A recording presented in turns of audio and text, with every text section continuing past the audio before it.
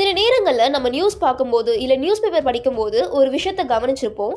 CM, ministers, MLAs, opposite party, ruling பார்ட்டின்னு நிறைய பேர் வெள்ளை சட்டையோட ஒரே இடத்துல உட்காந்து டிஸ்கஸ் பண்ணிட்டு ஆர்கியூ பண்ணிட்டு இருப்பாங்க.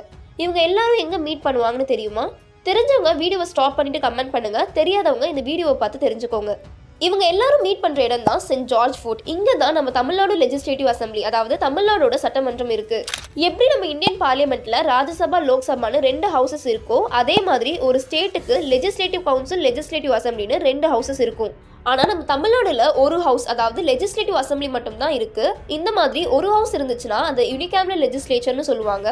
2 ஹவுஸ் இருந்துச்சுன்னா பைகேமரல் லெஜிஸ்லேச்சர்னு சொல்லுவாங்க.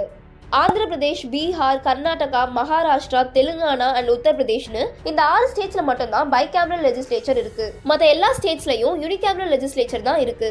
ஆனால் நம்ம தமிழ்நாடுல 1986க்கு முன்னாடி வரைக்குமே லெஜிஸ்லேட்டிவ் கவுன்சில் அண்ட் லெஜிஸ்லேட்டிவ் அசம்பிளின்னு 2 ஹவுசஸும் இருந்துச்சு.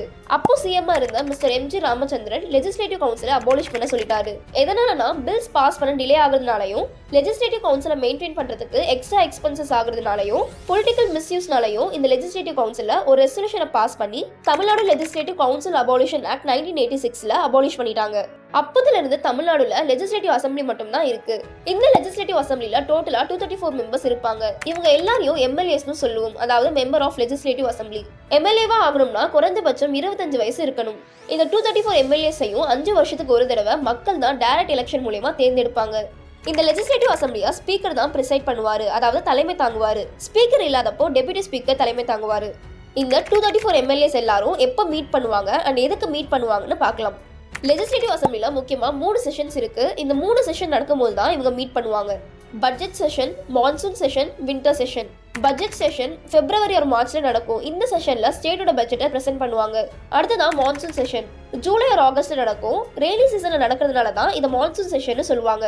இந்த செஷன்ல new bills, policies, flood issues, agriculture and welfare ஸ்கீம்ஸை டிஸ்கஸ் பண்ணுவாங்க. அடுத்தது வின்டர் செஷன் நவம்பர் ஆர் டிசம்பர்ல நடக்கும். இந்த செஷன்ல பெண்டிங் பில்ஸை பாஸ் பண்ணுவாங்க அண்ட் ஒரு வருஷத்துக்கு நடந்த எல்லா ஆக்டிவிட்டிஸையும் கவர்மெண்ட் ரிவ்யூ பண்ணுவாங்க. இந்த 3 செஷன்ஸை தாண்டி ஏதாச்சும் எமர்ஜென்சி இல்லை இம்பார்ட்டன்ட் இஷ்யூஸ் இருந்துச்சுன்னா அப்போ மீட் பண்ற அந்த செஷனை எமர்ஜென்சி இல்லை ஸ்பெஷல் செஷன்னு சொல்லுவாங்க. ஒவ்வொரு செஷன் முடிஞ்சதுக்கு அப்புறமும் இவங்க எல்லாரும் என்ன பண்ணுவாங்கன்னா, செஷன்ல டிஸ்கஸ் பண்ண பில்ஸை ஆக்டா மாத்துறதுக்கு கவர்னருக்கு அனுப்புவாங்க. செஷன்ல டிஸ்கஸ் பண்ண ஸ்கீம்ஸ், பாலிசிஸ், வெல்ஃபேர் ப்ரோக்ராம்ஸை நடைமுறைக்கு கொண்டு வருவாங்க. நெக்ஸ்ட் செஷன்ல டிஸ்கஸ் பண்ண போற டாபிக்ஸ், பில்ஸ், பட்ஜெட்ஸ் எல்லாத்தையும் ப்ரிப்பேர் பண்ண ஆரம்பிப்பாங்க. உங்களுக்கான கேள்வி, 2010ல தமிழ்நாடு லெஜிஸ்லேட்டிவ் அசம்பிளியா சென்ட் ஜார்ஜ் ஃபோர்ட்ல இருந்து எங்க ஷிஃப்ட் பண்ணாங்க அண்ட் ஏன் திரும்ப சென்ட் ஜார்ஜ் ஃபோர்ட்டுக்கே மாத்தினாங்கன்றத கமெண்ட்ல தெரியப்படுத்துங்க.